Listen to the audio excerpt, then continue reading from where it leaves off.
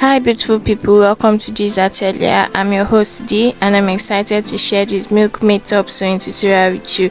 In this video, we'll be taking you through the step-by-step process of creating a beautiful, elegant Milkmaid top from scratch. From cutting out the pattern pieces to sewing the final seams, we'll cover it all. So grab your fabric and sewing machine and let's get into it.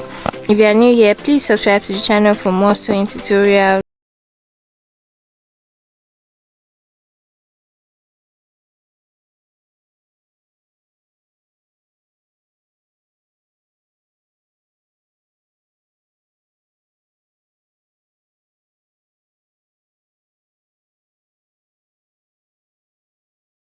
Needing, and this is the fabric I'll be using for this tutorial. I have 2 yards of it, so yeah, let's get into it. For this pattern paper, I've already drawn the straight line on the top part for what I'll be using to draw my lines. So the next thing I'm going to do is to insert my blouse length. For this model, we'll be making use of 20 inches because we want it to come below her waistline, just before her navel, and that is what we got. So you can take it exactly on your waistline or you can bring it down. So I'm going ahead to mark 20 inches across the paper and then I'll draw a straight line to connect it together.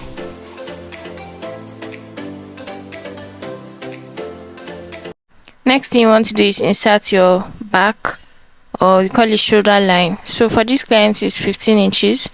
So we're going to be making use of 7.5 inches. I'm going to take the tape down and mark 7.5 inches as well, so that it's going to correspond with the upper part, and then draw a straight line that I'm going to use to mark my armhole. I mark the length of the armhole, draw a straight line for the side and the other side, and then mark the midpoint, came in by 0.5 inch and just connected the curve. You should already know how to do this by now. So the next thing to do is to mark your shoulder to nipple points. For this model, it is 11 inches, so I'm marking 11 inches across and we're going to draw a straight line. While doing this, you can insert all your lines, all your measurements that are coming this way. So I marked my under bust points and my shoulder to nipple points, and I'll use my ruler to join the lines together. I can also mark your waistline, but I did that after.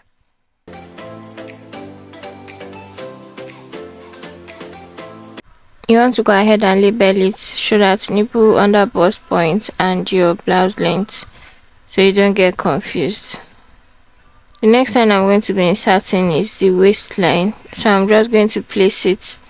And for this model, we have exactly 18 inches, so mark your 18 inches and draw a straight line. So that's where we're going to be covering the waistline from.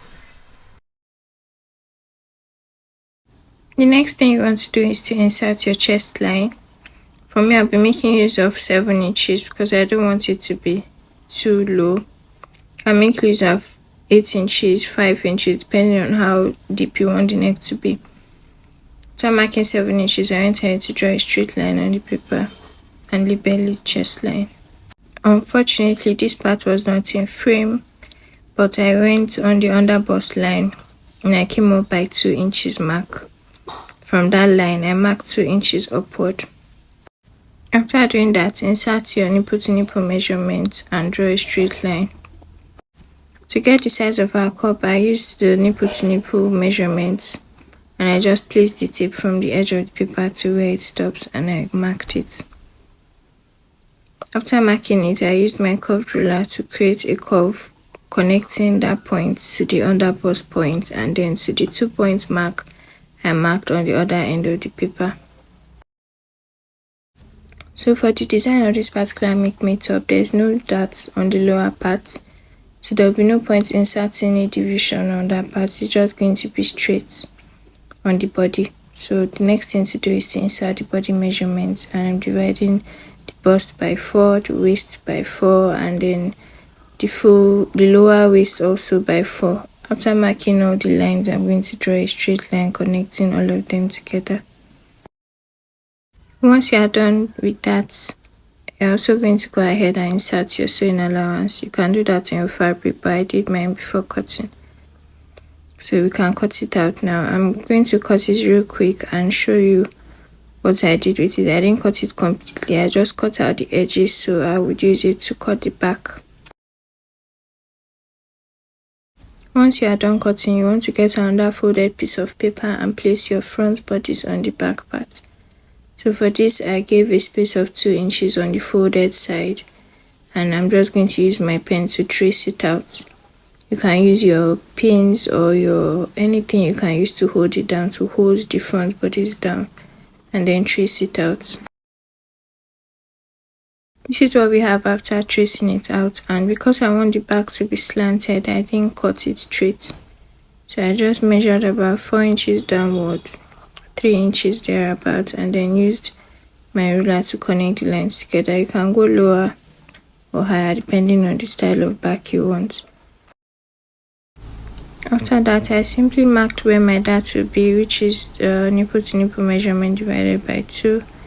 Then I drew a straight line and created my dart. After drawing a straight line, mark ½ inch to the left and ½ inch to the right on the lower part, and then connect the points to meet the line on the top part of the back. You can adjust the back by coming up by 1 inch to avoid the back from folding, and then coming in by ½ an inch by the sides to avoid the zip bulge. So yeah, that's all we have for the back, and I'm going to go ahead to cut it out. Now that we have both the front and back bodies, I'm going to go ahead to pick the front and then cut out the bustier area, that's like the cup area. After cutting it, this is what it looks like.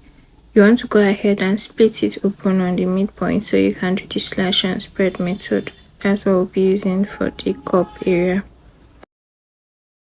After cutting it into 2 pieces, you are going to take 1 piece, place your tape and measure the cup. Whatever you get, divide it by 3, place your measurements and use your ruler to draw straight lines across the paper. So for me, I got about 6 inches, so I'm going to mark 2 inches each for each space. It doesn't necessarily have to be 2 equal spaces between them, but just make sure you're slashing into 3 equal parts. You can even slash to 4 equal parts depending on how much time or how much fabric you have to gather the bust area. So for mine, I made use of 2 inches and I used my ruler to draw a straight line. After doing this, I used another marker to number the lines. That's for the first one, I made it 1 inch. For the second one, I made it 2 inches. That number 2, and the third one I made it number 3, sorry. So after doing that, you want to go ahead and slash it with your scissors. After cutting out your 3 pieces, you want to go ahead and place it on your fabric and cut it out. So in the process of doing that, you're going to have to draw a straight line on the upper part. And then for the beginning, I gave about ½ an inch, or we can say 3/4 of an inch for that midpoint. So what I did was I started placing from number 1 on the straight line that I drew up, and then I placed the pattern. So you can use your pin or sellotape or whatever it is you have to hold it down, and then I gave 2 inches space between each pattern. That's each of the pattern that I split. I just measured 2 inches and I placed the second pattern on the same line. So what you want to do is to have the top line constant so that at the end of the day you get like exactly what you want. So I went ahead to pin them down with my office pin, and yeah, that's basically what I did.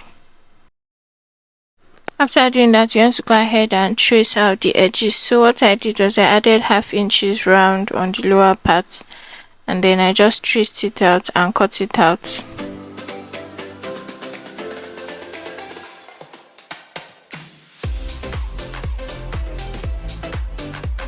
So remember this upper part that we left, I made it 1½ inches so that I'll use it to fold my loop for the bust area. But if you don't want that, you can just cut it out and make do with what you have. Because this style has like a loop like bust area, that's why I left that space so that by the time I fold it, I'm going to pass my my rope through it. After doing that, you want to go ahead and cut out all your pieces in 2s. So all my parts are in 2s except for the bustier area, which is just 1 for each bust. And then I cut out my rope that I'll be using for the bustier area. I think I cut out about 20 inches each for each rope, and the length is 1 inch. So for the sleeve, I measured the normal sleeve of the model and added extra 4 inches on each side.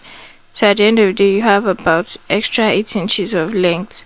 So this is just so that I can have enough puffy hand at the end of the day by the time I fix the sleeve. And then on the length, I made use of the normal t-shirt sleeve and I added extra 4 inches as well.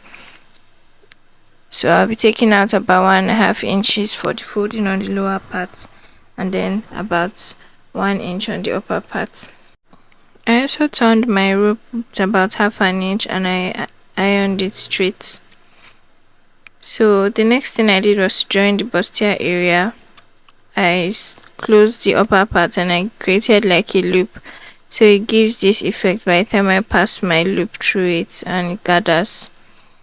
So I just folded it, sewed it down, and then stitched on top. On the lower part, I sewed a gathered stitch, so I'm going to be gathering that end so that it gives me this gathered effect rather. So yeah, that's basically it. I'm going to pass my rope through the loop and I'm going to pull the gathers for the bustier area. I'll be making use of this safety pin to do that, so I'm just going to pass the rope through the ends of the sharp end. I'm going to hold it down and then pass it through the loop till I come out on the other end. I'll do the same for both bustiers. After passing it through the loop, this is what it looks like. And when you are passing it, make sure you don't pull it out completely, so you don't pull out the entire rope out. I'm going to hold the ends with a stitch so to avoid the ropes from coming out in the process of stitching. And yeah, that's basically it. I'm going to gather the lower part as well. I'm just going to start by pulling a thread and then pull the gathers till I get the desired length that I want. To do this, you like to measure your underbust area, that's the part you cut out straight, and then make sure it's exactly the same length. Notice how I didn't sew the gathers to the sides, I just sewed the gathers on the lower ends of the bust. Go ahead and pick up your lower part and then just stitch around till you get to the end. So you can use a pin to hold it down before you stitch it around, so yeah, you know exactly where to stop and where to begin. I'll be starting from the midpoint, that's the pointed area, to each side of the bust. This is what it looks like after stitching it down and giving it a good press. So the next thing to do is to do the same thing for the under part, as the part that is going to be lining the top. I'm going to be making use of the same fabric because I cut out 2 pieces of each, so this is going to line itself. Start by joining the bustier area and then turn it inside out. This is what it should look like. So this is to give you a clean look on the bustier area. The next thing I'm going to do is to stitch the lower part. So I'm going to turn this over to the wrong side, right side facing right side, and I'm going to stitch down. So another method you can use is by stitching all the parts together, that is the back and the front, and then stitching the front just to give it like this invisible effect. So after doing that, this is what we have, and I went ahead to iron it. You like to iron it properly so it slips on the wrong side. The next thing we're going to do is to go over to the back. I'm going to close all the sides and then join it together. After closing the sides of the back, you want to go ahead and input your dart as well. So I've done that and I'm going to join the back and the front. So like I said earlier, you can give this an invisible joining by joining all the sides together and then turning it inside out. But I joined mine like this. So at the end of the day, this is what it looks like after sewing in the allowance and stitching the zip at the back. The next thing we're going to do is to fix the sleeve, as the top is almost ready.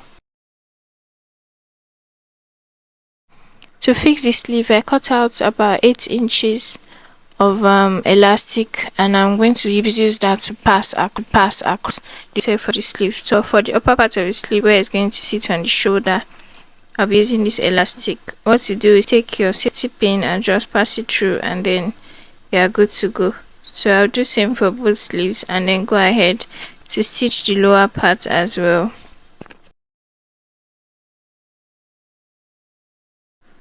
After doing that for both sleeves, I'm going to pick up the blouse and place the sleeve like this, and then stitch towards the armhole to the point where there is allowance, and do the same thing for the other end.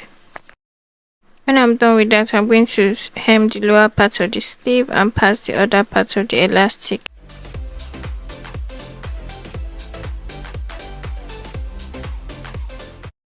The sleeves and putting my elastic on the lower ends of the sleeve. This is what our top is looking like. We have come to the end of this tutorial. If you found this video helpful, please like,